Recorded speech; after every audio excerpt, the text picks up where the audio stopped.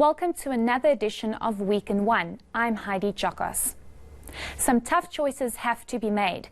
That's the word from President Cyril Ramaphosa as he delivered his State of the Nation address. He highlighted the fact that the economy is not growing and public finances are limited. He set fundamental goals that need to be achieved in the next decade.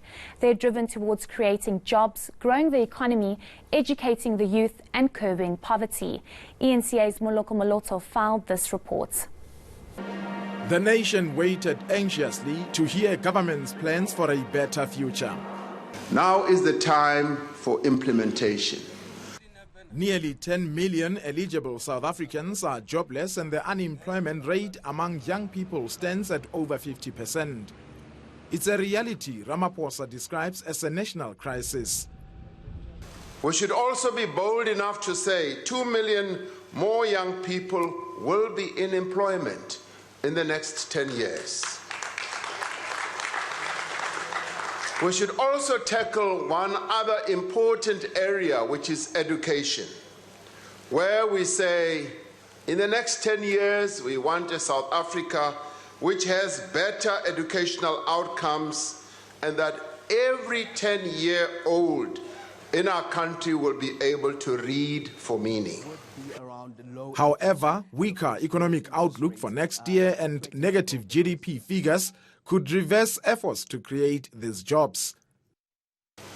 We cannot turn our fortunes around without a relentless focus on economic growth.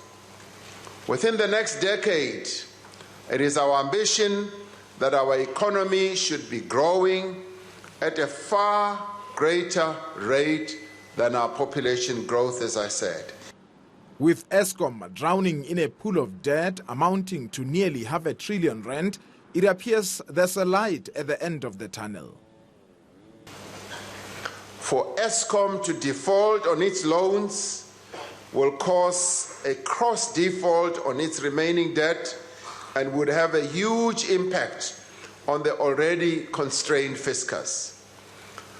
We will therefore have to address this matter, and we will address it by tabling a special appropriation bill on an urgent basis to allocate significant portion of the 230 billion fiscal support that Eskom will require over the next 10 years. With at least 57 South Africans being murdered daily, another target was set for the next 10 years. And where we also say that violent crime will be halved.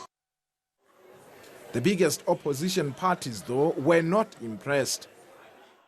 The president made a statement about a dream, whilst many South Africans are living in a nightmare. A complete wish list of things that he said before, more rhetoric, but really no substance. He abandoned Nazareth resolutions. He never spoke about the manifesto of the ANC. He never spoke about the resolutions of the ANC. He came to speak about his own imagination. But for Ramaphosa, if there's one thing he's aware of, is that he will need to strike a balancing act.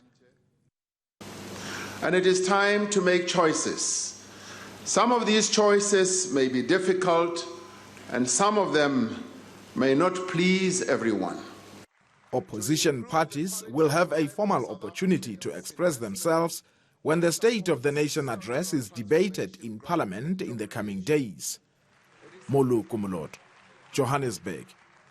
Pupils fed up with dire conditions have taken their plight to the Basic Education Minister's doorstep in Pretoria. They've called on Angie Motshekga to hold MECs accountable if they don't deliver on infrastructure progress. They also want overcrowding in classrooms and school violence to be dealt with urgently. ENCA's Lorenzo Temba has the story.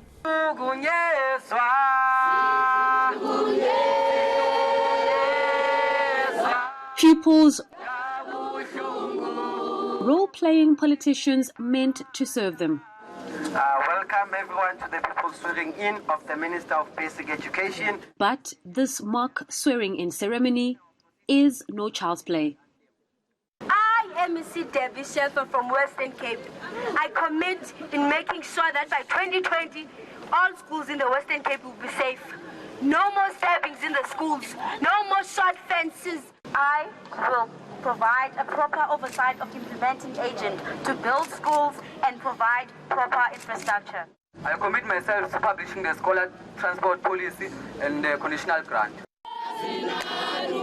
Outside the minister's office, pupils from 5 provinces affiliated with advocacy group Equal Education put down their demands. When people speak of infrastructure and you think about the schools that have collapsed recently and learners died in the KZN area in particular, we think it's a crisis mode now. And what we're saying is that we want to rebuild a relationship with our MECs, we want to rebuild a relationship with the DB in particular, but we're willing, Angie Motsekga, to use her political will to come out here for public participation sense, and it's part of her oath, and talk to learners of South Africa, especially those that are civilly organized, like these organizers, and tell them what she is going to be able to do for them. The NGO says they are giving her a third chance to do right by the country's pupils. That the minister had 10 years to eradicate unsafe and undignified schools, to also curb violence within schools, to provide scholar transport for all learners who need it. She's serving her third term. We can't allow, like a lack of political will. We can't allow lack of agency. She needs to deliver. A memorandum was also handed over demanding action and accountability.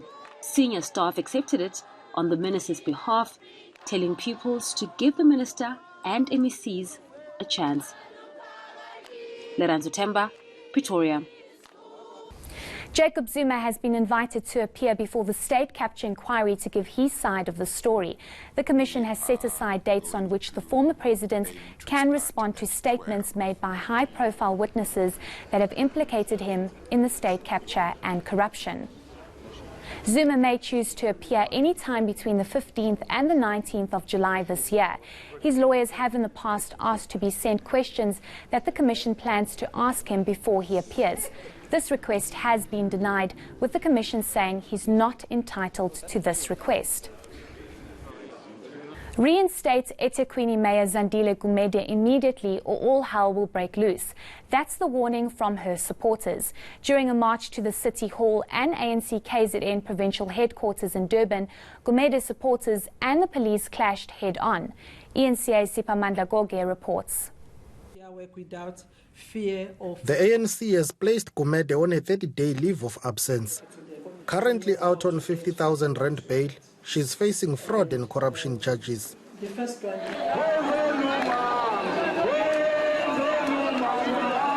Reinstate the mayor or face backlash. That's a serious threat from Zandile Gumede's supporters to the ANC in KwaZulu-Natal. But the ANC is standing fast. We learned that there were actually new developments which actually talk to the dissolution of the regional structure. And secondly, we also learned about the implementation of leave of absence which is granted to the mayor. Now we said we cannot do that. As branches, we reject that kind of resolution.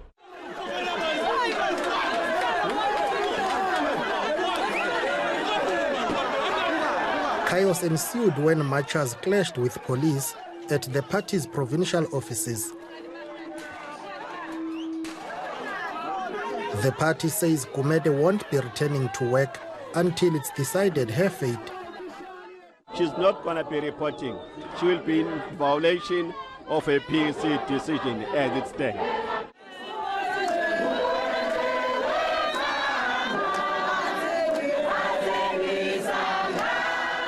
The party says the newly appointed regional task team in eThekwini isn't going anywhere. The leadership and the RTT is in place, and the RTT has been tasked with planning for the conference, and it has started doing its work. Gumede's supporters say they've lost faith in the provincial structure and want the ANC national officials to intervene. Sipamandla Goge, Durban. Coming up, police are alarmed about a possible serial killer on the loose. This is Week in One.